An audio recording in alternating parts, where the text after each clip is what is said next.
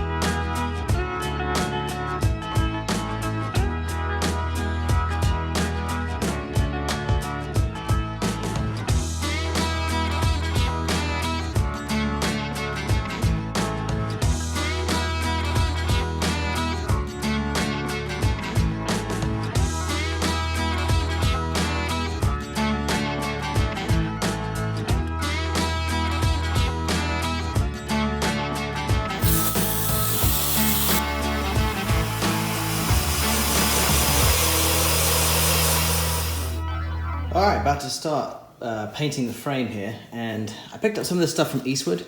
It's called internal frame coating. It's pretty cool. It's like a rust encapsulator, much like POR15 or some other epoxy frame paint. But what it does, it comes with this nozzle, and it's pretty neat. You feed the nozzle through the frame, and I don't know if the camera pick up on that, but there are nozzles, I can't really see it, there are jets at the end of this hose, and so what you do is you feed the hose through and you depress the nozzle and you pull the nozzle out, and as you pull it, it kind of does this like 360-degree spray pattern inside the frame, which is really handy because I was wondering, how am I going to get this thing paint on the inside? So I couldn't do it while I couldn't have the camera on while I was trying to do it because it was too much of a pain, but you can kind of see in there. There's a few touch-ups I still need to do, but you can see it does a pretty good job of getting inside the frame. So it went all the way inside the frame, and that seemed to work out pretty good. So one can was enough to do the engine bay from the front to probably mid-cab. So probably 2 or 3 cans for the whole truck. So anyway, let's get on to painting the rest of it.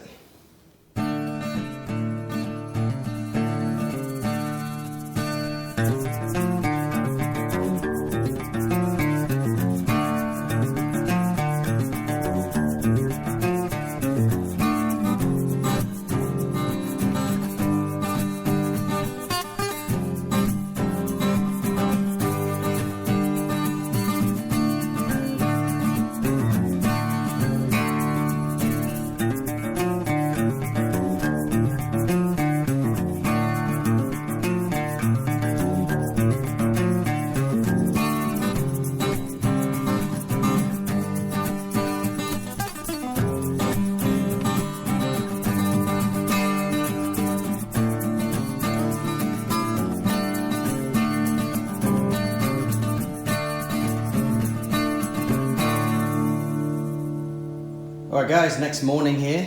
Everything's had a chance to properly dry up. Came out really good. Happy with the results. Okay, bit of a setback with the Landcruiser. Turns out all that work that I just did, I gotta do it again. Let me show you what I mean. So I was removing all the Old Man Emu suspension so I could access this spring perch and this spring perch right here. And while I was cleaning it up with the wire wheel and with the brake parts cleaner, I got a little bit of brake parts cleaner on the frame. And this is what happened. It came right off. So upon research and having a chat with Southern Polyurethanes, the epoxy that I'm using, it turns out this stuff is too old. This has been sitting around for way too long. So how this is supposed to work is, this epoxy primer right here, it's a epoxy and it's a resin. And over time, the epoxy settles out and sinks to the bottom.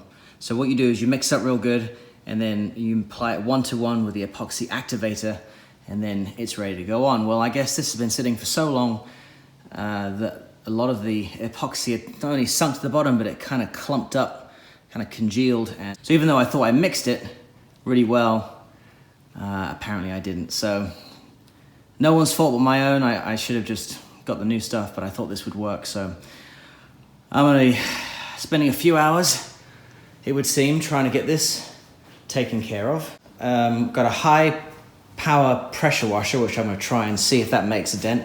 If that doesn't work, I guess I'm gonna be spending some hours behind a wire wheel.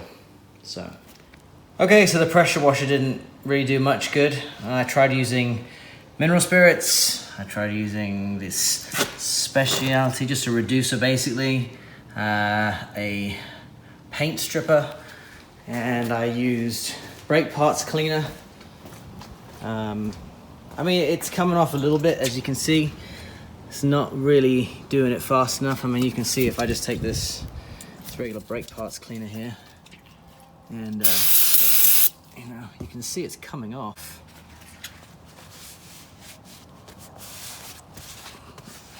But it's just such slow going and messy work, and this stuff's kind of expensive, you know.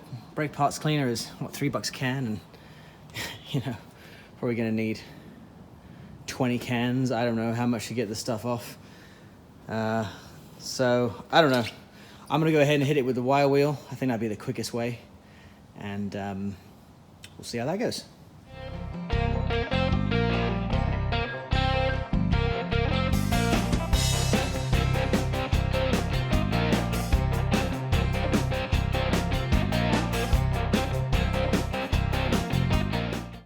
Okay guys, next day at the shop. So after trying all the chemicals and solvents and paint removers and thinners and everything else I could think of, everything was just taking way too long. So I decided to roll it back outside, hit it with a sandblaster again. Now about another 4.5 hours of work. So, you know, it was a mistake, but I learned from it. So, you know, we'll move on. So everything's done. I didn't bother doing any video. You saw me sandblasting before. It was nothing, you know, to get excited about. A few spots here and there that I need to hit up with a wire wheel, but I think it'll be mostly good for the new epoxy, which has been ordered. It's on the way, should be here in the next few days. So let's get this thing back inside and get it in position, ready for, well, I guess it'll be step 3.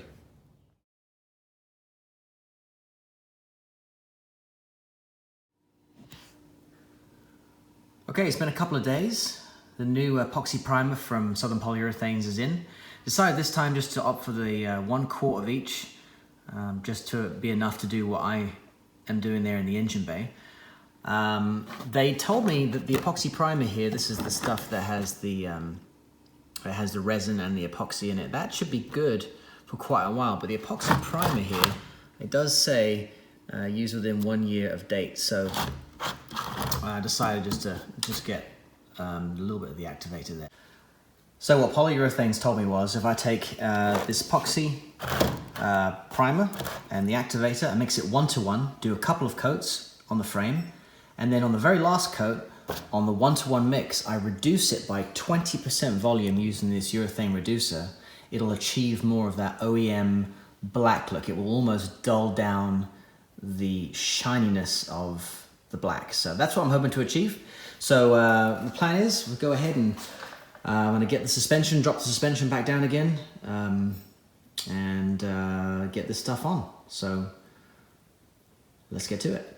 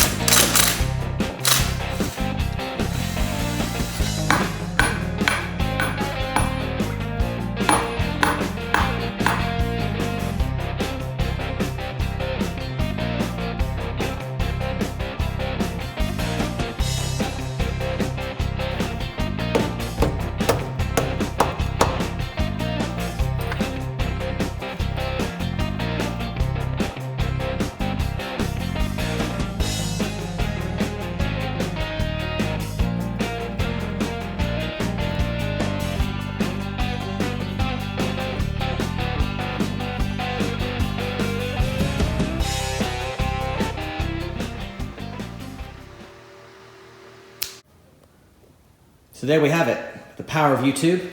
And 3 days later, the frame is done. Now I'm happy with how things came out. So I was brushing it on, as you saw me do in the beginning and the other videos, but you know, didn't have much success with it. It was leaving these like streaky marks, as you can see here in the from this video. And so I thought, well, I did a couple of coats with the brush, and then I decided to switch to the spray gun, and I should just use a spray gun to begin with, to be honest with you. It came out a lot nicer, a lot more smoother finish, and by reducing it down, I really did, I think I achieved that, more of that OEM black look that I was looking for, so happy with that. As a reference point, this axle, I did this in POR 15 about a year or so ago, and I just about an hour ago finished doing the back of the axle here. So you can see how shiny that black is compared to this more of an OEM look on the frame. I think you see there's quite a difference. So I changed up the gearing in this truck about a year or so ago, and I hadn't got time to paint that part of the axle. So anyway, finally came out really good. I am now happy with the results. I just want to go over a few key things regarding the Southern Polyurethane's products and the POR 15 products. Now, I've had a bit of experience now with both of them. The POR 15 I've been using for a couple of years, never really had any issues with it. As you can see from the axle I showed you earlier on, that was done, I think I said a year ago in the last video, but looking back, I think it was like 2 years ago, and it's been holding up just fine. Now, if you look on Google and a few other things, you'll notice that there's a lot of, I don't know if you've got animosity towards POR 15, or if people are just saying, well, you know, if you're gonna coat something, it should be rust-free to begin with, or they're calling POR 15, you know, the one-pot wonder. It really depends on what you're looking for. You know, for a project like this, I think POR 15 would do just fine. I wanted to give that Southern Polyurethane stuff a try because, like I said before, I was putting this over bare metal, not rusted metal. And so knowing what kind of results the SPI products give out from a friend of mine who did this, I wanted to do the same thing, and wasn't really quite sure how POR 15 would be on bare metal. But to be honest with you, I think after I've done all this work and sandblasted everything using that coal media from earlier on in the video, I think it would have hid just fine. It kind of leaves the metal slightly etched, if you will. Kind of what you'd expect is if you went over it with some sandpaper. So I think the POR 15 would have something to grab to. Anyway, with that being said, I want to give SPI products a go. I did. I got a few key thoughts about that. Some good things, some bad things. I will say I like the way it lays down, especially when you mix it or you reduce it with the urethane reducer. But it is a bit of a fussy product, if I'm honest, compared to POR 15. POR 15, yes, you have to do the degreaser and you have to do the metal prep, and then you have to go ahead and put on the actual product itself, but it lays down nicely, and I've never had any issues with it. And so I went to do the Southern Polyurethane coating. I thought it was going to be quite simple, but if you read the instructions, it's actually a little bit finicky. First of all, you've got to get obviously the 1-to-1 mix. That's not a huge deal. You're going to get that right, and then you've got to let it induce for a minimum of 30 minutes, and then you can only spray it in when the temperature's above 65, and they have a big warning in their packaging saying, you know, if you spray it below 65, there's a good chance you just ruin your work and do it all over again. So winter's setting in here, and I've had to keep the heaters going in the shop just to try and make sure that everything adheres the way it's supposed to. Whereas as I recall with the POR15, I mean, it went on and it dried really quickly, and didn't seem having any issues so far. Ease of use. So when I applied the POR15, I always did it with a paintbrush and never had any problems. In fact, that's how I've always applied POR15, is with a paintbrush. With this, as you could see from the earlier video, laid this stuff down, this epoxy down with the paintbrush. It left these lines that kind of looked like tree bark, and I just didn't like that look. You know, it just looked unfinished and unprofessional. So I ended up spraying the product in the end, and it came out great. But with the POR15, I never did that. I just went ahead and painted the product straight on, and I've never had an issue. So there's that to consider. If you're going to go with this product, I'd highly recommend spraying it. Real quick tip. Don't have to buy a fancy spray gun. I went to Harbor Freight, and I'll look up the price and I'll link it below what I paid, but they have these spray guns that are like dirt cheap. I mean, even if you ruin it, you just throw it away. Not a big deal. But say with the POR15, you can just go ahead and brush it on. So you're probably wondering, why didn't I do the whole thing in POR15 if I've got the experience with it? Well, I only had a very small can of it. I had a new can, but they came in these test can samples, and it was like 4 ounces, so it wasn't enough to do the whole frame. So I had to either order more POR15 or order this product. So that was another reason behind me choosing to go in this direction and have a go with this product.